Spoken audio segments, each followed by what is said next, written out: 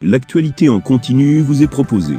Et bien ravi de vous retrouver, chers auditeurs, sur votre nouvelle chaîne YouTube, 237 ActuNet. L'information de qualité sur cette chaîne est assurée par nos experts politologues et analystes politiques. Sans plus tarder, n'hésitez pas de vous abonner et surtout d'activer la cloche de notification pour être sûr d'être toujours informé des informations à la une dans le pays. Allez, si c'est fait, on peut commencer. La Confédération africaine de football, CAF, va se prononcer sur l'affaire Floris Njave, accusé d'avoir truqué son âge.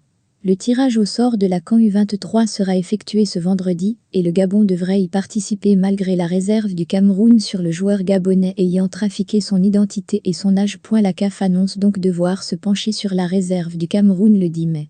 Et pour Yvan Kanwa, analyste et consultant en matière de sport, la FECAFOU n'a jusqu'ici rien fait en termes de lobbying pour soutenir sa propre requête, et c'est fort regrettable. Je suis désolé, la fédération est une institution qui a en son sein un service juridique et un département de communication. Sur le plan opérationnel, qu'ont-ils fait concrètement pour se constituer un lobbying fort dans cette affaire? Parce que oui, ça compte. La CAF fait preuve de lenteur et de léthargie sur le dossier d'accord.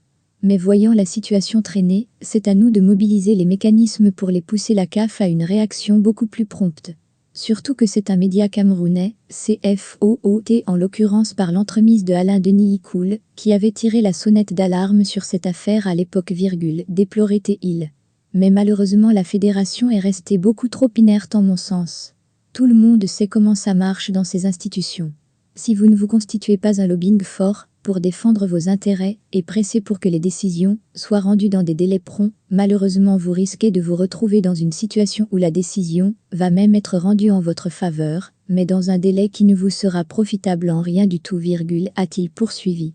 Le Cameroun a suffisamment d'entre-gens sur le plan de la diplomatie du sport pour mettre la pression en interne à la CAF et la mener à se bouger.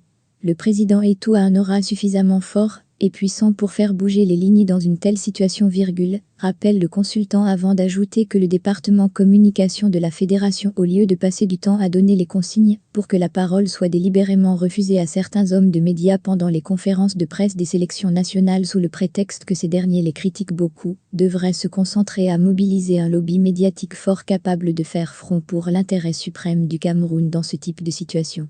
Fermez les guillemets.